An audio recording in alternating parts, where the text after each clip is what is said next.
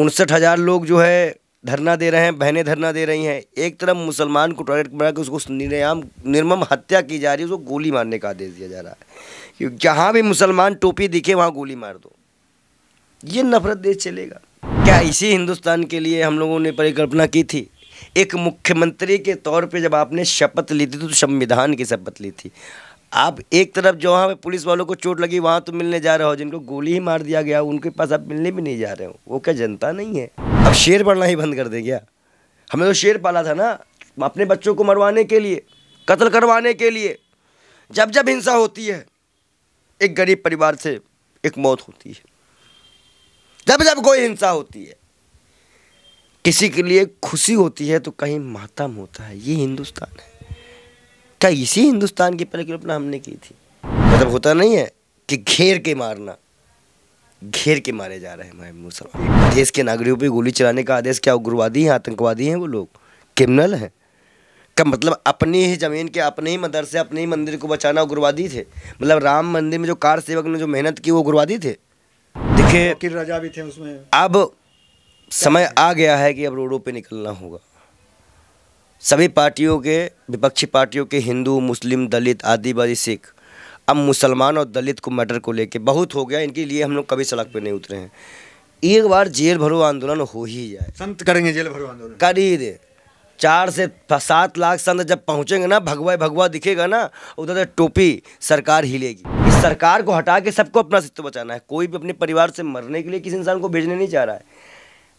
आज नमाज पढ़ने वाली जगह को भी तोड़ा जा रहा है। ये मुसलमानों के लिए थू है। पहले अब्दुल को फंसाया जाता था, अब सब हमारे जो है राम भाई फंस जाते हैं हर जगह पे, चाहे राम मंदिर वाला हो। और ये दुखद है। अब तालिबान कौन बना रहा है? अब भाजपा बना रही है। नमस्कार, मैं दानिश अंसार और आप देख रहे हैं पीआरवी। हमारे साथ बातचीत करने के लिए बाल योगी पंडित विजय शर्मा है। इनसे बातचीत करेंगे हल्द्वानी के प्रकरण पे। अब तक जो है 5 लोगों की मारे जाने की जो है खबर है। धामी सरकार जो है गोली चलाने का आदेश दी थी परसों रात को जब ये घटना हुई थी। उसके बाद जो है 19 लोगों पे नामजद एफआईआर है, कई लोगों की गिरफ्तारी हो चुकी है और जिसमें 5 लोग मारे जा चुके हैं अब तक। इसके खिलाफ जो है बरेली में जो है मुफ्ती मौलाना तौकीर रजा जो है वो प्रदर्शन भी किए, जेल भरो आंदोलन हुआ, मुसलमान सड़कों पे उतरे। तमाम तस्वीरें आप सोशल मीडिया पे आप देखें। संत महाराज जी हैं, कैसे देख रहे हैं देश का जो माहौल है वो बहुत ही बिगड़ रहा है और लोग आक्रोशित हैं मुसलमान की हमारे मस्जिद मदरसों पे बुलडोजर चलाया जा रहा है। बहुत दुखद है। अभी तक 5 लोगों की मौत की खबर आई है, शहीदी की खबर आई है। रो क्यों रहे हैं? अब अति हो चुकी है। आए दिन मदरसा मस्जिद तोड़ देना, उसके नाम पे हिंसा करना, औरतों को घसीटना। तो आपको आंसू क्यों? बड़ा तकलीफ है। देखिए एक तरफ हिंदू छात्र बैठ बैठ के धरना दे रहे हैं, प्रोटेस्ट कर रहे हैं। 59,000 लोग जो है धरना दे रहे हैं, बहनें धरना दे रही हैं। एक तरफ मुसलमान को टारगेट बना के उसको निर्मम हत्या की जा रही है, उसको गोली मारने का आदेश दिया जा रहा है कि जहाँ भी मुसलमान टोपी दिखे वहाँ गोली मार दो। ये नफरत देश चलेगा क्या? इसी हिंदुस्तान के लिए हम लोगों ने परिकल्पना की थी। एक मुख्यमंत्री के तौर पे जब आपने शपथ ली थी तो संविधान की शपथ ली थी। आप एक तरफ जो वहाँ पे पुलिस वालों को चोट लगी वहाँ तो मिलने जा रहे हो, जिनको गोली ही मार दिया गया उनके पास आप मिलने भी नहीं जा रहे हो। वो क्या जनता नहीं है? क्या वो हिंदुस्तान के वोटर नहीं है? क्या वो उत्तराखंड के नागरिक नहीं है? क्या उनका पीढ़ी दर पीढ़ी परिवार नहीं रहा है? वो विरोध कर रहे थे महाराज जी। किस बात का विरोध कर रहे हैं? वो सही तो कह रहे हैं कि मामला कोर्ट में है, कोर्ट के फैसला आने तो हम बंद कर देंगे। बुलडोजर का विरोध कर रहे थे, मस्जिद पे नहीं चले बुलडोजर। 4 नाबालिग बच्चों की मौत हुई है, उनके परिवार के दर्द को हमेशा महसूस कर पाएंगे? अंकिता भंडारी के परिवार वालों को संतुष्टि दे पाएंगे? आप समझ रहे हो इस देश में रहने का मन नहीं करता कभी कभी। नहीं, साधु संत को, क्योंकि हम जैसे शंकराचार्य को कहा जाता है 5 लाख रुपए ले लेता है, आरोप लगते हैं। मौलाना साहब को गिरफ्तार कर लिया जाता है। कहने कुत्तों का दौर आ गया है। कुत्तों का दौर आ गया है। एक गिरफ्तारी हो गई, आप भी वो शब्द ना बोले तो। नहीं ठीक है, गिरफ्तार करेंगे तो क्या हुआ? हमको गिरफ्तार कर ले जाएंगे, हमारी आवाज़ों को नहीं गिरफ्तार कर लेंगे, हमारे जज्बों को गिरफ्तार नहीं कर पाएंगे। ये हमारे पीछे जो लोगों की लाबी है, हमारे पीछे जो लोगों का विश्वास है, उसको गिरफ्तार नहीं कर पाएंगे हम। शब्द आपके ठीक नहीं है, एक संत के मुंह से। अच्छा, तो शेर पढ़ना ही बंद कर दें? शेर पढ़ना ही बंद कर दें क्या? कहाँ तो हमने शेर पाला था, अब शेर पढ़ना ही बंद कर दें क्या? हमने तो शेर पाला था ना, अपने बच्चों को मरवाने के लिए, कत्ल करवाने के लिए। जब जब हिंसा होती है, एक गरीब परिवार से एक मौत होती है।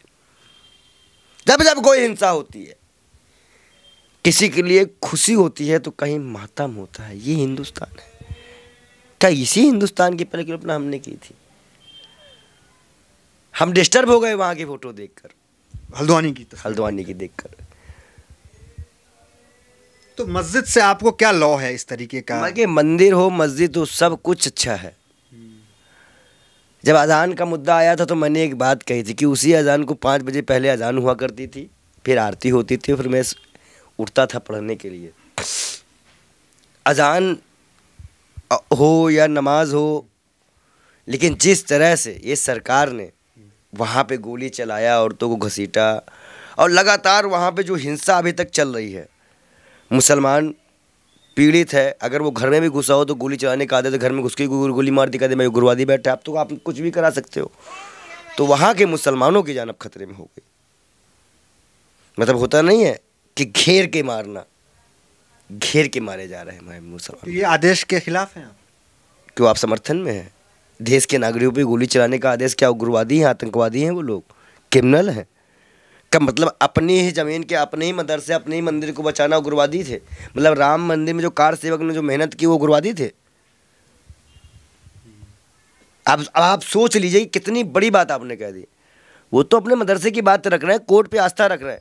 मुसलमान भी ना माने तो अब टिप्पणी कर देता। कई लोग कहते हैं ना कि कई लोग कहते हैं, मुफ्ती साहब का कहना, मुझे तो बड़ा दर्द होता है कि उनको गिरफ्तार करने के लिए पुलिस आती है, इतने काबिल आदमी को लेके जाती है, काबिल आदमी, शर्म नहीं आती है बेशर्मों को। उनका आरोप है, कुछ लोग आरोप लगा रहे हैं कि गजवा हिंद वाले हैं ये।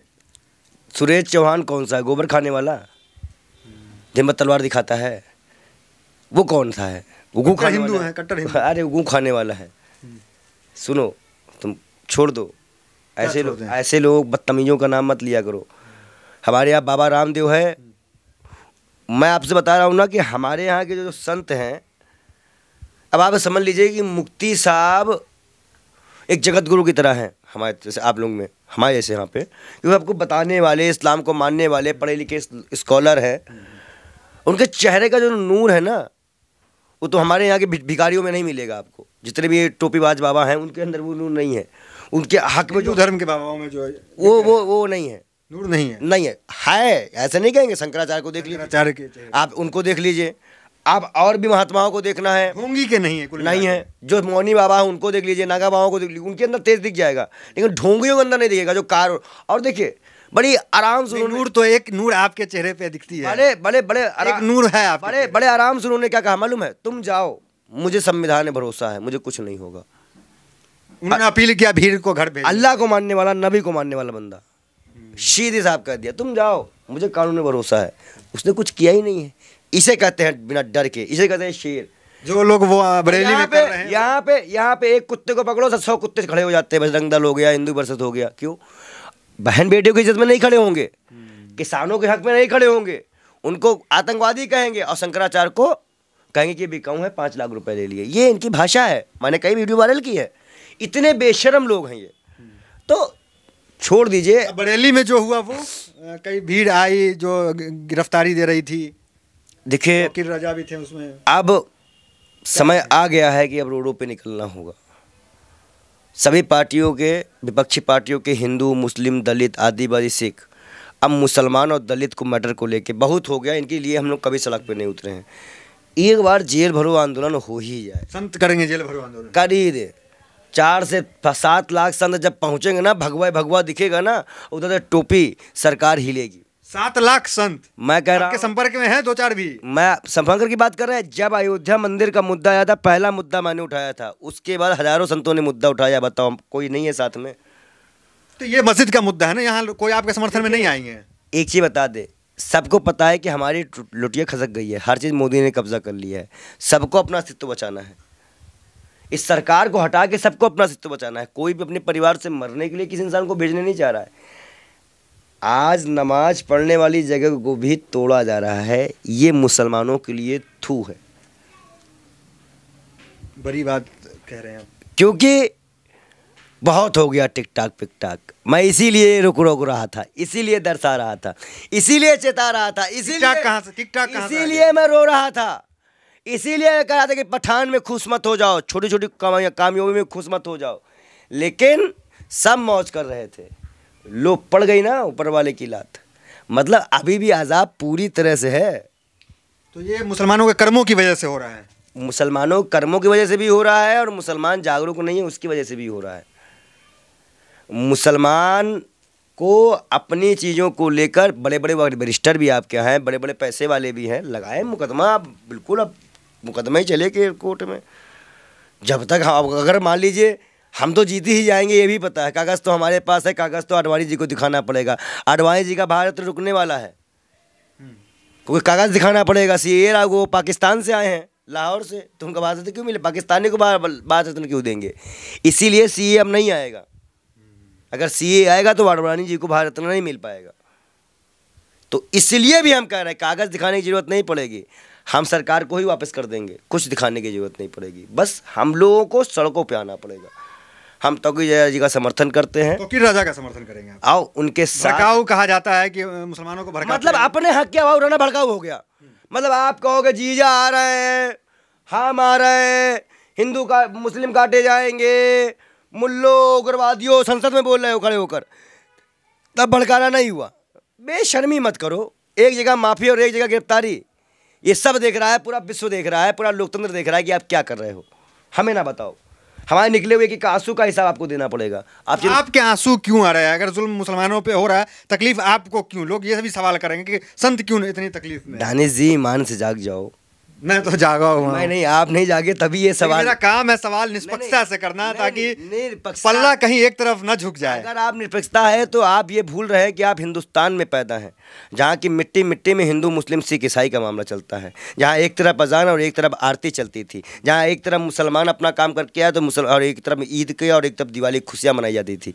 ये सभ्यता से हम पले बड़े। कह रहे हैं कि हम इस तरह से सवाल करते हैं जिस तरह कोर्ट को भावनाओं के हाथ पे फैसला नहीं करना चाहिए, इसलिए एक पत्रकार को, चाहे वो मुस्लिम हो चाहे वो हिंदू हो, उसको भावनाओं के अंदर में आकर के सवाल नहीं करना चाहिए। इसलिए जो सवाल है वो सीधा निष्पक्ष है। संवैधानिक दायरे में बताया कि आप उस हिंदुस्तान में खड़े हो जहाँ हिंदू मुस्लिम सिख ईसाई को एक साथ देखा जाता है, न्याय पे सबसे ऊपर न्याय को रखा जाता है, किसी जाति समाज को नहीं रखा जाता। आप उस समाज से खड़े हो।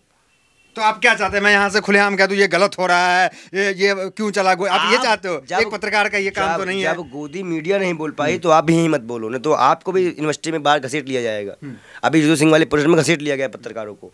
आप बोल, इस वक्त तो मीडिया को भी घसीट लिया जा रहा है। नहीं, मैं तो बोल ही रहा हूँ, लेकिन जब मैं आपसे सवाल कर रहा हूँ तो मैं यहाँ पे आपकी प्रतिक्रिया जानने आया हूँ, ना कि अपनी देनी। जबकि मेरे सोशल मीडिया, ट्विटर पे, फेसबुक पे हमारी प्रतिक्रिया जाती रहती है। मैं यहाँ आपकी प्रतिक्रिया साफ कह रहा हूँ कि आप हमारे आंख से निकले हुए आंसू, हमारी कही हुई बात को आपको समझना चाहिए कि हम कितना पीड़ित हैं। हम क्या बोले आपसे कि सरकार ने क्या क्या तांडव नहीं किया, क्या बोले आपसे? संत क्यों परेशान, यही सवाल। जो अल्लाह और नबी को पढ़ा होगा वो उससे ये सवाल पूछना गलत है। इसने सभी धर्मों का सम्मान किया, उससे ये सवाल पूछना गलत है। आप पढ़े हैं मुस्लिम धर्म की चीजें? भूलिए मत, आप ही नहीं चलाया है, हमने नहीं बोला है। हम तो आपसे सिर्फ इतना कह रहे हैं कि इस वक्त मुसलमान में जो आफत आ रही है वो अल्लाह से, नमाज से, दुआ से। कुरान आप रखे हुए हैं यहाँ पे? नहीं, कुरान भी है। मैं आपसे क्या कर रहा हूँ, मुसलमान को आप पांचों टाइम मुसलमान, आप लोग कहेंगे देखो कुरान दिख गया, मुसलमान है ये। मैं कर रहा हूँ, एक बार दिखा दे, और भी चीज़ है, एक बार ले आए आप। देखिए हमारे पास जो है भगवत गीता है, कुरान है और उधर बाइबिल है। अच्छा, ये जरा दिखा दे थोड़ा कैमरे पे। तो आप जो है वो कुरान और भगवत गीता, तो इसका अध्ययन किए हुए हैं आप, इसलिए आप जो है सभी धर्मों का सम्मान करते हैं, ये कहना है। बड़ी बात ये है कि इसमें इस्लाम में कभी भी ऐसा कोई शब्द है नहीं जहाँ पे हिंसा भड़के, जहाँ पे किसी को मारने काटने की बात करे। नबी ने जो अपने बंदों को जो पैगाम दिया, जो अपनी उम्मत को पैगाम दिया है, उसी पैगाम के सहारे फिलिस्तीन ने इजराइल को ज़मीन दी थी। वो है मुसलमान। मुसलमान मालूम कौन है? मुसलमान वो है जो अपने हक, अपनी ज़मीन के लिए पक्का होता है, अपने वतन के लिए पक्का होता है। गद्दारी तो नहीं करता है। गद्दारी नहीं करता है। नहीं, संसद में हमला, पहले अब्दुल को फंसाया जाता था, अब सब हमारे जो है राम भाई फंस जाते हैं हर जगह पे, चाहे राम मंदिर वाला हो। और ये दुखद है, अब तालिबान कौन बना रहा है? अब भाजपा बना रही है। भाजपा बना रही है। भारत तालिबान राज आप कहेंगे? क्योंकि भारत में तालिबान कहेंगे आप? भारत तालिबान को भारत से कंपेयर करेंगे आप? अयोध्या में जो लोग, 3 लोग उन्होंने हमला किया था, जिन्होंने हमले की धमकी दी थी जीमेल में, वो लड़के हिंदू निकले। किसके संपर्क में निकले? भाजपा के नेता। वो नेता योगी जी के बगल में खड़े हैं, लीजिए योगी जी। तो आप समझिए कि भाजपा के नेता भगवा तालिबान चालू कर रहे हैं। अब तालिबान तो बना रहे हैं, लेकिन उसे भगवा कपड़ा लगा देते हैं, तो वो सोचता है हिंदू हो गया या ये राम का भक्त, मतलब राम के पीछे छिप जा रहे हैं। मुसलमान को मारकर राम के पीछे छिप जा रहे हैं। राम माफ़ नहीं करेंगे। बहुत बड़ी बात मैं कह रहा हूँ, राम माफ़ नहीं करेंगे। उनके माँ के निकले हुए एक एक आंसू, जब उनके माँ जिस दिन उनको याद करेगी, उस दिन उस सरकार का एक पतन होगा। चलिए, भावुक हैं आप, भावुक ना हो। बहुत ज़्यादा कष्ट है अब और कहीं ना कहीं आने वाले समय में इस धामी सरकार ने मुकदमा करके इसको तो मैं जेल भेजूंगा, कंफर्म है। केस लड़ेंगे आप? केस लड़ेंगे। चलिए, तो ये बाल योगी पंडित विजय शर्मा थे, तमाम सवालों का बड़ी बेबाकी से जवाब दे रहे थे और कहीं ना कहीं खुल करके जो है जो हल्द्वानी में हुआ उसके समर्थन में, उसके विरोध में खड़े हैं। जो सरकार की तरफ से जो गोली चलाने का आदेश, उन तमाम चीज़ों के विरोध में खड़े हैं और कहीं ना कहीं मुस्लिम पक्ष के जो है समर्थन में खड़े हुए नजर आ रहे हैं। तो फिलहाल वीडियो में इतना, मिलता है वीडियो से बनने हमारे साथ। बहुत बहुत धन्यवाद।